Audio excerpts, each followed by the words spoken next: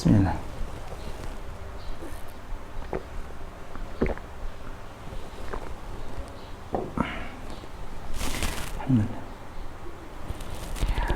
Bismillah. Assalamualaikum warahmatullahi wabarakatuh. Innal hamdalillah nahmaduhu wa nasta'inuhu wa nastaghfiruh wa na'udzu billahi min syururi anfusina wa min sayyiati a'malina. Man yahdihillahu fala mudilla lahu wa man yudlil fala hadiya lahu. Asyhadu an la ilaha illallah wahdahu la syarika lah wa asyhadu anna Muhammadan abduhu wa rasuluh sallallahu alaihi wa ala alihi wa ashabihi wa man tabi'ahum bi ihsanin ila yaumiddin wa salama tasliman katsira wa ba'du. Pemirsa Akhyar TV dimanapun berada, kita akan kembali melanjutkan pembahasan dari kajian bedah artikel dengan tema bekal untuk umat Islam menghadapi demokrasi. Dan dalam pembahasan bedah artikel ini tidak hanya membahas demokrasi itu halal, demokrasi itu haram, atau pembahasan-pembahasan umum yang sering kita dengar. Karena di sini saya ingin sedikit mengajak teman-teman yang berkenan untuk memperbaiki pandangannya terhadap demokrasi. Karena berbicara demokrasi bukan berbicara nyoblos saja, tapi kita berbicara semua sistem, semua hal yang terkait dengan demokrasi. Jadi silakan bisa ikuti pembahasan ini dari awal hingga akhir dengan tuntas, agar ilmu yang kita dapatkan bisa menjadi ilmu yang lengkap dan sebagai bekal untuk kita menghadapi demokrasi dengan ilmu, bukan hanya dengan hawa nafsu. Baik, kita masih membahas tentang bagian C, yaitu polemik demokrasi. Dan masuk kepada bagian C ini ada di poin nomor 3. Terakhir kita membahas poin yang kedua, yaitu tentang hukum menduduki jabatan di dalam kursi parlemen melalui demokrasi. Kalau pembahasan ini yang kita kemarin kaji bersama sifatnya umum ya. Orang yang menduduki jabatan di kursi parlemen, apapun jabatannya, ada kemungkinan dia mencalonkan diri atau dicalonkan oleh orang lain. Itu sifatnya umum. Maka di bagian atau di poin yang ketiga ini kita akan membahas hukum mencalonkan diri dan memberikan suara di dalam pemilu. Pertama kita akan membahas lebih rinci tentang menduduki jabatan di parlemen pemerintahan, di bagian kepemerintahan.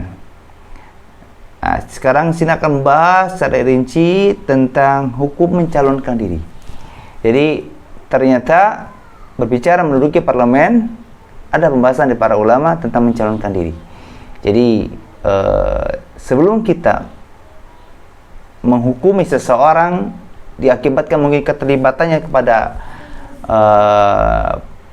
demokrasi atau di dalam pemerintahan, kita akan ketahui dulu hukum mencalonkan diri, dan sebab itu kita pun bisa menyikapi orang-orang yang melakukan hal ini. Pertanyaan tentang hukum mencalonkan diri dan memberikan suara di dalam pemilu pernah ditanyakan juga kepada Lajnah Daimah, ya, komite atau perkumpulan para ulama yang di situ mereka bertugas untuk memberikan solusi jawaban dari setiap pertanyaan-pertanyaan dari umat Islam. Lajnah Daimah menjawab pertanyaan tentang hukum mencalonkan diri dan memberikan suara dalam pemilu. Mereka berkata, tidak boleh bagi seseorang untuk mencalonkan diri untuk dapat masuk dalam jajaran pemerintahan yang tidak berhukum terhadap sesuatu yang telah Allah turunkan, serta mengamalkan selain dari syariat Islam. Tidak dibolehkan juga bagi seorang muslim untuk memilihnya atau memilih orang lain dalam pemerintahan tersebut. kecuali jika ada seorang muslim mencalonkan diri atau mereka yang memilihnya bertujuan masuk ke dalamnya untuk merubah pemerintahan tersebut agar beramal dalam syariat Islam, agar mengamalkan, menerapkan syariat Islam, serta menjadikan hal tersebut sebagai sarana untuk mengatasi sistem pemerintahan tersebut. Dengan catatan bahwa orang yang mencalonkan diri tersebut apabila benar-benar telah masuk tidak menjabat suatu jabatan yang bertentangan dengan syariat Islam. Fatwa Lajnah Daimah jilid 23 halaman 406. Ini bekal yang kita bisa gunakan untuk membahas masalah ini. Dan ini bagian dari penjelasan yang setidaknya akan merujuk kepada Al-Quran dan Sunnah. Karena fatwa Lajnah Daimah mereka tidak akan memberikan jawaban kecuali dengan ilmu.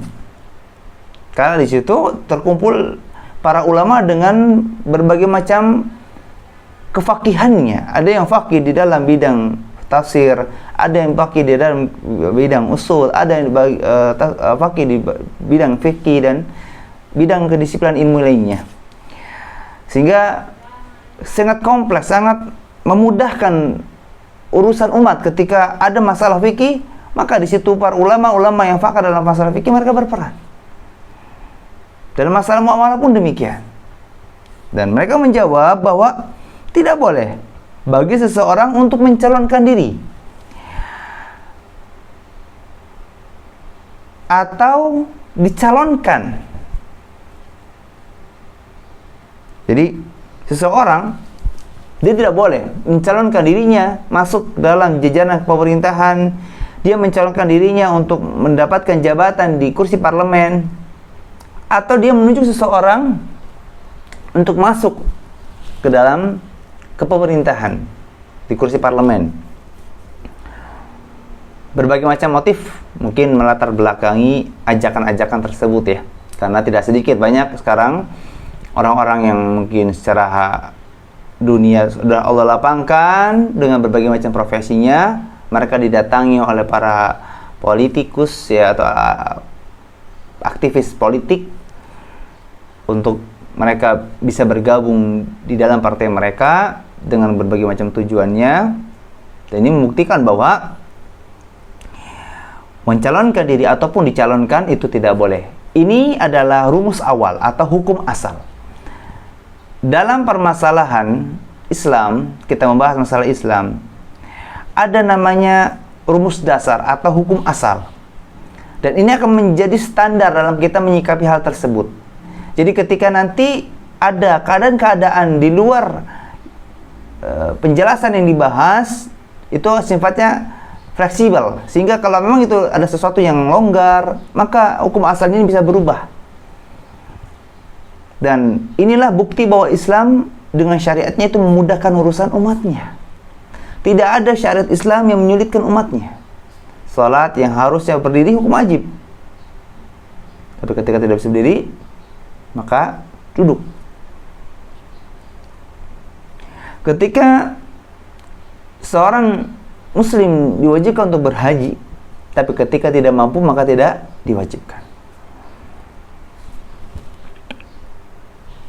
Ketika seseorang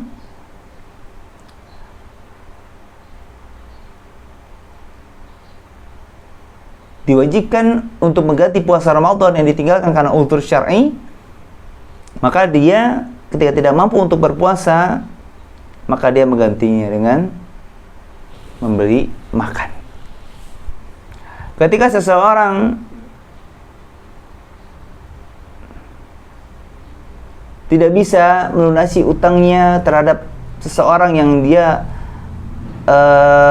tidak ketahui di mana tempat tinggalnya karena mungkin pindah atau tidak diketahui keberadaannya, maka dia bersedekah kepada orang yang membutuhkan dengan nominal yang dia memiliki utang terhadap orang lain.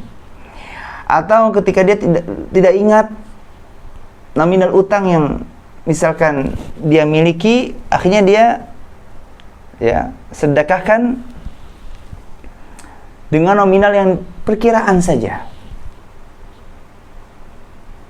Ini suatu hal yang kita harus yakini dan memang mau tidak mau kita harus sadari bahwa Islam itu memudahkan. Di dalam pembahasan demokrasi pun, hukum asal mencalonkan diri dan dicalonkan dirinya di dalam kursi parlemen, di kepemerintahan, itu hukum asal tidak boleh. Kemudian, kecuali jika ada seorang muslim, syarat pertama yang bisa keluar dari pengecualian ini adalah jika yang bersangkutan, baik itu dia mencalonkan ataupun dicalonkan, dia beragama Islam. Kata para ulama, jika ada seorang muslim mencalonkan diri atau mereka yang memilihnya bertujuan masuk ke dalamnya untuk merubah pemerintahan tersebut yang awalnya tidak berhukum dengan hukum Allah, mereka punya siasat bagaimana caranya pemerintahan di negeri ini bisa berpedoman terhadap firman Allah, sabda Rasulullah, dan mempertimbangkannya dengan perkataan dan penjelasan para ulama. Karena yang menjadi masalah di dalam demokrasi secara umum, karena kita berhukum dengan hukum selain hukum dari Allah Subhanahu wa taala. Pemerintahan secara umum, baik di Indonesia ataupun di luar Indonesia, mereka ketika menentukan undang-undang atau menentukan pasal, itu tidak merujuk kepada Al-Quran, tidak merujuk kepada As-Sunnah. Kalau Al-Quran firman Allah, As-Sunnah adalah sabda Rasulullah. Kalau kebijakan ini sesuai tidak ya dengan Al-Quran. Kalau di Al-Quran ternyata tidak ditemukan ayat yang semana dengan ketentuan ini, coba dicari di hadis.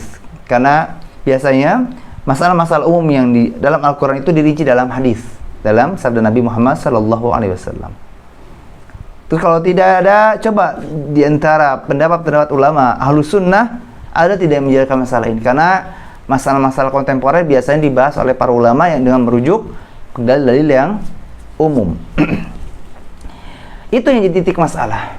Karena sebagian di antara kita ketika memiliki jabatan, memutuskan ketentuan atau peraturan atau mungkin undang-undang, ya sesuai kepentingan saja, baik kepentingan pihak tertentu atau anggota tertentu, kita tidak tahu.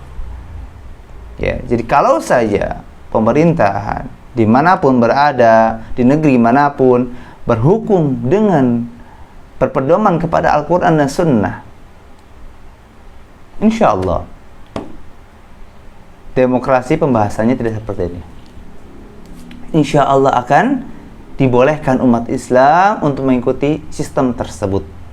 Tapi karena qadarullah wa ma syaa fa'al, sistemnya sebaliknya tidak seperti yang kita harapkan, sehingga para ulama memberikan solusi, memberikan suatu jawaban untuk menjawab keraguan, kebingungan, kegelisahan kita dalam menghadapi sistem ini. Karena mau tidak mau, per 5 tahunkah kita akan menghadapi sistem seperti ini di negeri kita.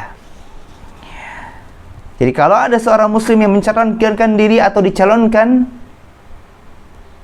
dan dia punya tujuan untuk merubah, memperbaiki sistem pemerintahan tersebut agar mereka beramal dalam syariat Islam, menerapkan syariat Islam dalam pemerintahannya, serta menjadikan hal tersebut sebagai sarana untuk mengatasi sistem pemerintahan tersebut yang sudah salah, dengan catatan bahwa orang yang mencalonkan diri tersebut apabila benar-benar telah masuk di dalam kursi parlemen, tidak menjabat suatu jabatan yang bertentangan dengan syariat Allah Azza wa Jalla atau syariat Islam.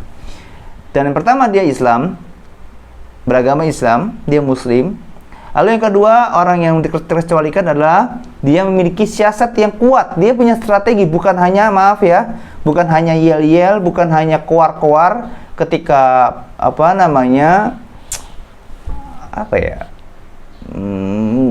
kan biasanya kalau kandidat itu calon-calon kandidat ya dalam pemilihan umum ataupun pemilihan kepala daerah itu kan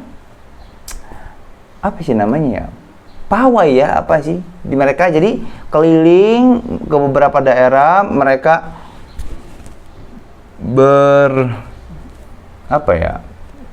berpidato atau mungkin berbicara di depan masyarakat sekitar mengenalkan tentang program-programnya, gitu kan. Nah, ketika dia memiliki konsep strategi yang berharap semoga Allah Azza wa Jalla menjadikan strategi ini menjadi sebab membaiknya sistem pemerintahan di dunia ini atau di negeri ini, bukan hanya bualan semata, bukan hanya omong kosong, bukan hanya manis di bibir, gitu kan, tapi benar-benar dia berusaha untuk merealisasikannya ketika dimudahkan oleh Allah bisa masuk dalam parlemen tersebut.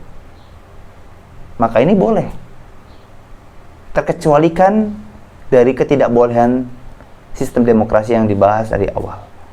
Jadi kalau ada sosok muslim yang dia memiliki sistem yang untuk bisa memperbaiki sistem demokrasi agar bisa berpedoman kepada syariat Islam, menerapkan syariat Islam dalam kepemerintahan ini, kemudian yang ketiga, dia tidak menduduki jabatan yang melanggar syariat Islam, maka dibolehkan bagi seseorang untuk mencalonkan diri ataupun dicalonkan. Ya, silakan simak pembahasan ini secara berulang agar tidak salah paham. Sekali lagi, saya tidak menyatakan demokrasi mutlak haram. Saya pun tidak menyatakan demokrasi mutlak halal. Karena sifat dari ahlu sunnah dalam membahas suatu permasalahan, ya, pertengahan, tidak berlebihan dan juga tidak sembarangan. Ya, ada dalil yang kita gunakan untuk bersikap.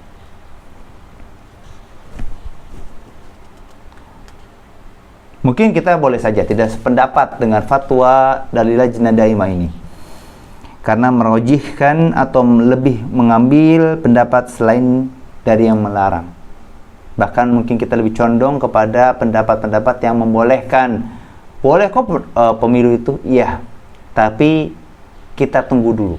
Tahan dulu hawa nafsu kita, tahan dulu ego kita, karena inilah realita. Pendapat yang muncul di kalangan para ulama, mereka secara umum menyepakati dalam demokrasi seseorang tidak boleh mencalonkan diri ataupun dicalonkan dirinya, dikarenakan adanya sistem yang salah dalam sistem demokrasi yang berlaku di negeri kita. Tapi ada solusi lain yang bisa menjadi jawaban dari kebingungan kita dalam menyikapi ini yang sudah dibahas barusan. Silakan teman-teman bisa mempertimbangkan pendapatnya dengan pendapat-pendapat yang sudah saya sampaikan, karena ini pun bukan pendapat saya. Saya hanya membawakan pendapat-pendapat dari Al-Quran, kalaupun tidak dari hadis, kalaupun tidak dari para ulama. Dan ingat, apa sih motif para ulama memberikan solusi untuk umat di dalam masalah-masalah kontemporer, masalah-masalah yang baru terjadi saat ini? Karena fatwa semacam ini yang kok katanya demokrasi itu tidak boleh, kok tiba-tiba di akhir penjelasan ini dikatakan boleh. Nah, saya sampaikan bahwa fatwa semacam ini banyak dikeluarkan oleh para ulama, bukan hanya dalam masalah demokrasi saja. Para ulama melonggarkan masalah ini, bukan hanya dalam masalah demokrasi saja. Kayak yang secara umum berujung pada pertimbangan maslahat atau kebaikan dan mafsadat atau keburukan, sehingga siapapun yang melihat adanya maslahat yang lebih besar, maka keikutsertaan atau partisipasi dalam hal tersebut diperbolehkan. Dan sebaliknya, siapapun yang melihat mafsadat lebih besar, kerusakan lebih besar, maka partisipasi dalam hal tersebut menjadi terlarang. Salah satu motif yang membuat para ulama menjadikan sesuatu yang awalnya tidak boleh menjadi boleh, ataupun sebaliknya yang awalnya tidak boleh menjadi boleh, ataupun boleh menjadi tidak boleh, itu karena mempertimbangkan maslahat yang banyak, kebaikan yang banyak untuk umat Islam, dan mafsadat yang banyak untuk umat Islam, sehingga kalau banyaknya maslahat untuk dilakukan boleh, kalau banyaknya mafsadat ya menjadi terlarang dan tidak boleh dilakukan. Ini salah satu teori dasar yang kita boleh tahu dan harus tahu. Ternyata bukan untuk kepentingan mereka, bukan untuk kepentingan oknum pihak tertentu, tapi untuk kepentingan umat Islam. Ini menjadi bukti bahwa para pemerintah juga ketika ingin memutuskan suatu ketentuan, suatu undang-undang, yang menjadi pertimbangannya adalah umat Islam, bukan umat yang lain. Meskipun kita sadari bahwa demokrasi landasannya apa? Ya, memimpin, menguasai umat Islam tanpa memikirkan pemikirannya, tanpa memikirkan keyakinannya. Akhirnya apa ujung-ujungnya? Kepada menzalimi umat Islam. Ini yang menjadikan demokrasi rusak. Menjadikan demokrasi dibahas dalam Islam itu tidak boleh dilakukan, tidak boleh seorang muslim terlibat di dalamnya. Karena tujuannya sudah buruk gitu. Tapi ketika ada seseorang yang bisa masuk ke dalam parlemen dan bisa dengan siasatnya dan dia berdoa kepada Allah agar dia dimudahkan untuk merubah sistem yang buruk tersebut menjadi baik, bisa membuat sistem demokrasi, kepemerintahan berhukum dengan hukum Allah, menerapkan syariat Islam, berpedoman kepada syariat Islam, insya Allah hal ini menjadi boleh.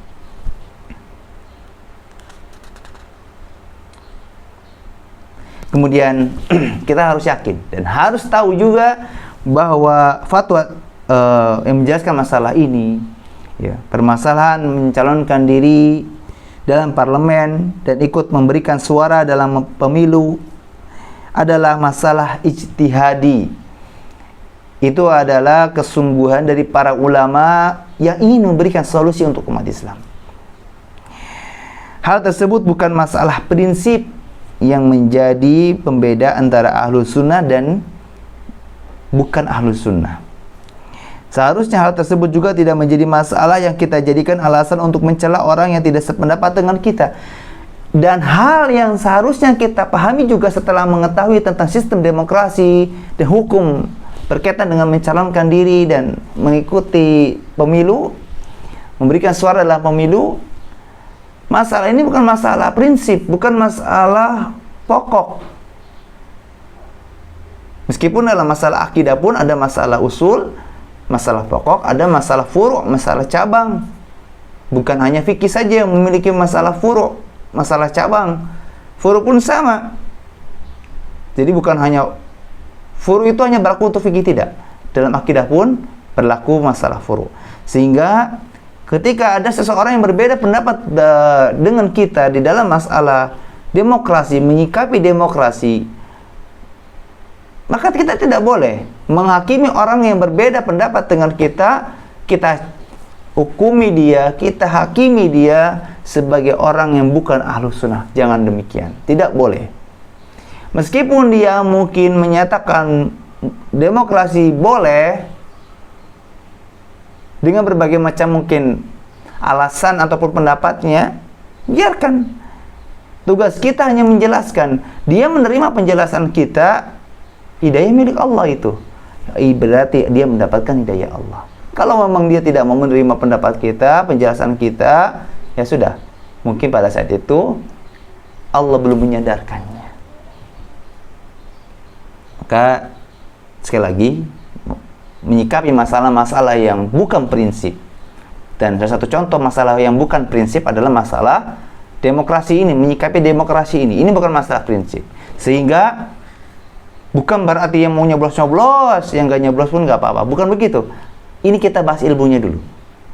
Ya, meskipun ujung-ujungnya kita ada solusi bahwa ada kalanya kita dibolehkan untuk mencalonkan diri ataupun dicalonkan, dan ada kalanya juga kita boleh memberikan suara, dan itu ada syarat dan ketentuannya. Kalau syarat dan ketentuannya terpenuhi, maka menjadi boleh. Kalau syarat dan ketentuannya tidak terpenuhi, maka jadi tidak boleh. Sekali lagi, berbeda pendapat kita dengan orang lain dalam masalah demokrasi, dalam masalah pemilu, dalam masalah kepemerintahan ini bukan menjadi alasan untuk kita boleh mencela orang-orang yang berbeda pendapat dengan kita. Itu tidak boleh. Harus kita bersama-sama ya bermuamalah dengan baik, meskipun adanya berbeda pendapat di antara kita. Jangan menjadi jarak yang membuat kita terpisah dengan mereka. Karena muslim adalah saudara bagi muslim yang lainnya. Kita lihat, ketika kita mengaku sebagai seorang ahlus sunnah, mengaku sebagai orang salafi, mengikuti kebiasaan para salaf, para sahabat Nabi radhiyallahu anhum dan orang-orang yang mengikuti mereka, maka jangan ikuti dalam penampilan saja, ikuti juga dalam ibadah dan muamalahnya. Lihat Syekh Albani rahimahullah, meskipun ada seorang ulama yang sering membantah pendapat-pendapat Syekh Albani dalam kitabnya, Syekh Albani menulis di sebuah kitabnya suatu pendapat. Nah, ulama yang lain, seorang ulama ini dia menulis pendapatnya untuk menyanggah dan membantah pendapat Syekh Albani. Dan itu terjadi bukan di dalam satu dua masalah, banyak masalah mereka saling beradu pendapat, beradu dalil, kitab dengan kitab, kitab dengan kitab. Bukan hanya dengan WhatsApp, pesan-pesan, bukan. Tapi subhanallah, ketika bertemu di suatu tempat, bertemu di rumahnya Syekh bin Baz, diundang keduanya di rumah Syekh bin Baz untuk makan, acara makan gitu kan, makan siang. Subhanallah, Syekh Albani dengan ulama tersebut berpelukan, ya, cipika-cipiki. Dan ini kita tahu kebiasaan orang Arab ketika bertegur sapa dengan cipika-cipiki, ya. Kalau kita sekarang lihat orang cipika-cipiki apa? Alay gitu kan. Kesannya yang boleh cipika-cipiki itu perempuan laki-laki saja. Tidak demikian. Karena justru dengan cipika-cipiki atau mencium kening ketika kita bertemu dengan seorang muslim, saudara kita yang mungkin kita juga baru kenal ataupun yang belum kita kenal, atau mungkin yang sudah kita kenal lama, apalagi yang dia baru datang dari luar kota misalkan, itu lebih berkesan daripada hanya sebatas jabat tangan, ya kan? Coba kita praktekkan. Nah, ini Syekh Albani rahimahullah mewujudkan kecintaan kepada saudaranya karena Allah, meskipun pendapat-pendapatnya dibantah oleh orang tersebut, tapi ketika ketemu enggak buang muka, enggak mesem, maka wajah cemberut, tidak. Justru Syekh Albani rahimahullah menunjukkan kesenangan, kebahagiaan ketika bisa bertemu dengan orang tersebut. Bagaimana kabar antum? Sehat? Terima kasih, jazakallah khairah atas ilmu-ilmunya. Berat memang untuk menyatakan demikian. Hanya orang-orang yang Allah lembutkan hatinya bisa bersikap seperti itu. Semoga Allah Azza wa Jalla menjauhkan kita dari semua perilaku yang tidak baik dan memberikan kepada kita, memudahkan kita untuk berperilaku yang baik.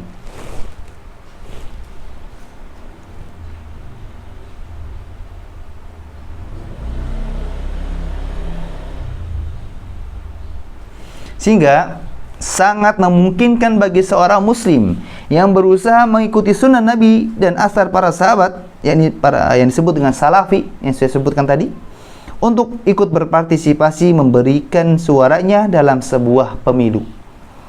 Jika memang dilihat adanya pertimbangan lebih banyak maslahat daripada mafsadat sesuai dengan pertimbangan ilmu, bukan hawa nafsu. Sekali lagi, kalau memang dilihat dalam suatu momen pemilu, memang tidak semua pemilu misalkan demikian, tapi ada satu pemilu di periode keberapapun, kayaknya nih kita kalau memberikan suara dalam pemilu, memilih kandidat yang dia muslim, dia mungkin secara umum ya, pandangan kita itu memang dia memiliki sesuatu yang lebih, apalagi kandidat yang lainnya, ya lawan kandidatnya, lawan kandidatnya misalkan ada dua misalkan, yang satu muslim, satu bukan muslim, maka sudah mutlak kita pilih yang muslim. Karena yang muslim pasti akan lebih pro kepada yang muslim, sedangkan yang non muslim akan lebih pro juga kepada non muslim. Sebagaimana penjelasan di awal yang sudah kita bahas bersama. Dan ini tentu pemilihannya pertimbangannya dengan ilmu, bukan hawa nafsu. Bukan hanya karena semalam tuh yang ngasih amplop isinya merah ya, 100.000 tuh nomor berapa ya? Atau yang kemarin ngasih sembako tuh nomor berapa ya? Bukan itu pertimbangannya, tapi pertimbangkan dengan ilmu sebagaimana yang sudah dibahas oleh para ulama. Jika dalam permasalahan ini muncul pertanyaan, kalau seorang salafi juga ikut berperan dalam pemilu, lalu apa bedanya dengan kelompok hizbi atau haroki, atau dengan sebut para aktivis pergerakan, orang-orang partai? Maka dijawab, berdasarkan penjelasan dalil dan hujah atau penjelasan dari dalil tersebut, ini disampaikan oleh para ulama yang sudah kita bahas tadi barusan. Pembeda antara salafi dan haroki adalah dalam masalah ini, yaitu seorang salafi yang ikut berperan dalam pemilu atau parlemen hanya sebatas menginginkan kebaikan, mendapatkan kemaslahatan, dan menghilangkan kemafsadatan. Muslim salafi, muslim yang mengikuti sunnah Nabi dan para sahabatnya, tidak berloyalitas, tidak setia, tidak komitmen, tidak ikut campur kecuali terhadap kebenaran. Dan salafi tidak masuk ke dalam suatu keadaan kecuali dengan ilmu, bukan dengan hawa nafsu. Sehingga sebaliknya, orang-orang hizbi atau haroki atau yang disebut dengan pergerakan, mereka berkecimpung, mereka ikut andil, berpartisipasi dalam sistem demokrasi dengan tujuan lain. Ya, bukan hanya ingin merubah, tapi ingin menguasai juga, yang terbukti ujung-ujungnya yang awalnya koar-koar, kami akan begini, kami akan begitu. Ketika duduk ke kursi parlemen, ya dipikirin bagaimana caranya mendapatkan modal kembali ketika dikeluarkan pada saat pemilu atau di saat proses sebelum pemilu. Biaya cetak banner, biaya bagi-bagi kaos, bagi-bagi sembako, atau program-program sosial lainnya. Itu kan yang realitanya terlihat. Semoga Allah Azza wa Jalla memberikan hidayahnya kepada kita dan mereka agar bisa merubah sesuatu yang buruk dari kebiasaan kita menjadi sesuatu yang baik. Sekali lagi, ini adalah jawaban dari pertanyaan jika ada yang memikirkan pertanyaan tersebut. Dan selanjutnya, ada pendapat dari Syekh Salih bin Ghanim As-Sadlan rahimahullah dan menguatkan tentang jawaban tersebut. Kata beliau, harus benar-benar dipastikan apakah permasalahannya adalah termasuk perkara agama yang wajib diketahui secara pasti, karena terkadang keyakinan terhadap perkara yang rajih, perkara yang kuat dalam diri seseorang membuatnya sangat bersemangat dalam mempertahankannya hingga berlebihan dalam memposisikannya. Contoh adalah masalah ijtihad orang yang tidak membolehkan ikut dalam pemilihan umum atau duduk di parlemen. Terkadang mereka bersikap ekstrim, bersikap berlebihan, dan memasukkan masalah ini sebagai perkara pokok agama yang wajib diketahui dengan pasti. Lalu dengan serta-merta dia memusuhi orang yang menyelisihinya, dan terkadang juga dia menerjemahkan bahwa berpartisipasi dalam pemilihan umum sebagai suatu bentuk loyalitas terhadap non-muslim. Padahal sebenarnya masalah ini sangat lapang. Tidak sesempit ijtihad seperti ini yang tidak membuka ruang berbeda pendapat di antara para ulama. Bisa dilihat dalam kitab Al-Itilaf wal Ikhtilaf Asasuhu wa Dhawabituhu halaman 83. Ini sentilan untuk kita. Kata beliau, hal yang pertama untuk membahas demokrasi, jangan bahas dulu nyoblos atau tidak nyoblos, bukan itu pembahasannya. Tapi maslahatnya lebih banyak mana nih? Kalau memang terpilihnya kandidat A misalkan dengan program-programnya, dan memang kita tahu secara umum ya, mungkin tahu dari tetangganya, atau mungkin tahu dari keluarganya, atau tahu dari orang-orang sekitarnya yang mungkin bergabung di parlemen atau di partai yang sama. Karena biasanya kebiasaan seseorang akan tercium baik buruk ataupun baiknya.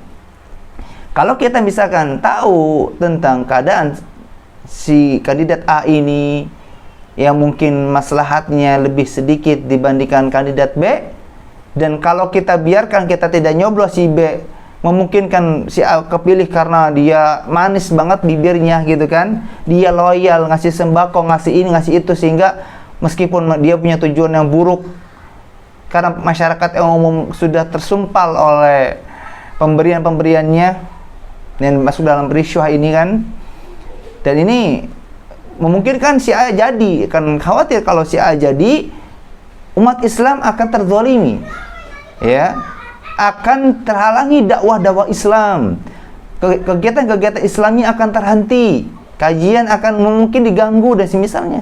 Maka menimbang maslahat ini, si B yang mungkin maslahatnya lebih banyak dibandingkan si A, maka kita boleh memilih si B. Bahkan itu bisa jadi wajib untuk menyelamatkan umat Islam secara umum. Dan kata beliau, kita harus tahu dulu masalahnya apa, gitu. Kalau kedua-duanya muslim, kedua-duanya programnya bagus, maka tidak perlu kita repot-repot membahas nyoblos atau tidak nyoblos, karena kita tidak nyoblos itu tidak masalah, sesuai hukum asal. Kecuali kalau sudah memang tidak aman, tidak jelas antara mana yang memungkinkan untuk ini, maka suara kita berikan kepada salah seorang kandidat tersebut, maka diperbolehkan. Kalau sudah tahu masalah itu, kita baru sikapi masalah ini sesuai penjelasan para ulama yang sudah kita bahas tadi. Jadi jangan bahasnya cuman, kamu nyoblos tidak? Kamu nyoblos tidak? Jangan begitu. Pembahasannya bukan hanya sebatas itu. Masalahnya apa? Madaratnya apa? Mafsadatnya apa? Kemudian kata beliau, karena terkadang keyakinan seseorang terhadap sesuatu yang dianggapnya, ini kayaknya paling roji nih, ini paling kuat nih. Kemudian dia menjadikan pendapat ini sebagai alasan untuk dia bersemangat dalam melakukannya, mempertahankannya, sehingga ketika ada orang yang memiliki pemahaman keyakinan yang berbeda dengan pemahaman atau keyakinan yang dimiliki, yang dianggapnya oleh orang tersebut sebagai pendapat yang lebih kuat, sedangkan ada orang yang memilih pendapat yang tidak lebih kuat, akhirnya kita menghakimi orang tersebut dan bahkan mengklaim masalah ini adalah masalah pokok, sehingga orang yang berbeda pendapat itu tidak boleh, harus sama dengannya. Bahkan kita mengklaim, contoh khusus dalam masalah pemilu ini, kita mengklaim bahwa bagi saya yang roji itu boleh kok mencoblos misalkan.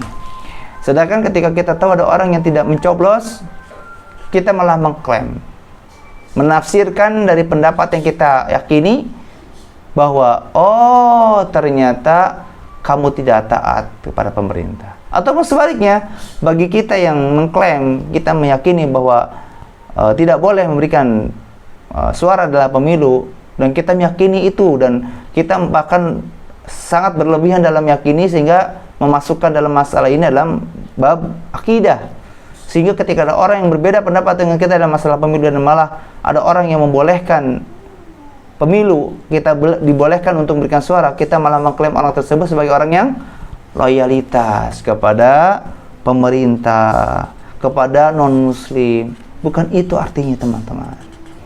Ya, dalam masalah pembahasan yang kontemporer seperti ini, simpel sebetulnya. Kita hanya tahu hukum dari hal tersebut, dari situ kita tahu sikapnya. Kita tidak ada urusan mengklaim orang lain, kita tidak ada urusan untuk menghakimi orang lain, tidak ada. Sehingga bagi saya, dan ini pun berdasarkan pendapat para ulama tentang masalah ini, tidak perlu larut sibuk menghakimi si A ini loyalitas terhadap non-muslim, si A ini, si B ini dia tidak loyalitas terhadap non-muslim. Bukan itu soal itu, ya. Fokuskan diri kita untuk memahami masalah-masalah yang pelik seperti ini, untuk menjadi sebab kita memiliki siasat dan bisa terselamatkan dari berbagai macam keburukan yang akan muncul disebabkan keteledoran kita atau ketidaktahuan kita dalam masalah ini. Sekali lagi, bagi teman-teman yang masih bingung dalam masalah demokrasi, sistemnya dan sikapnya, maka silakan simak penjelasan ini secara berulang agar tidak salah paham, apalagi tidak paham. Ya, yang fatal itu kalau salah paham, ya, sehingga maksud dari pembahasan ini? Ke C, dia pahala maamnya ke E misalkan. Ini tidak nyambung nantinya ya. Insya Allah untuk bagian keempat atau poin keempat tentang hukum memilih orang atau partai yang menolak syariat Islam, kita akan bahas di pertemuan yang akan datang. Segala yang berdatangnya dari Allah, segala yang salah datangnya dari diri saya pribadi, memaafkan. Subhanakallah bihamdika, asyhadu an la ilaha illa anta astaghfiruka wa atubu ilaik. Assalamualaikum warahmatullahi wabarakatuh.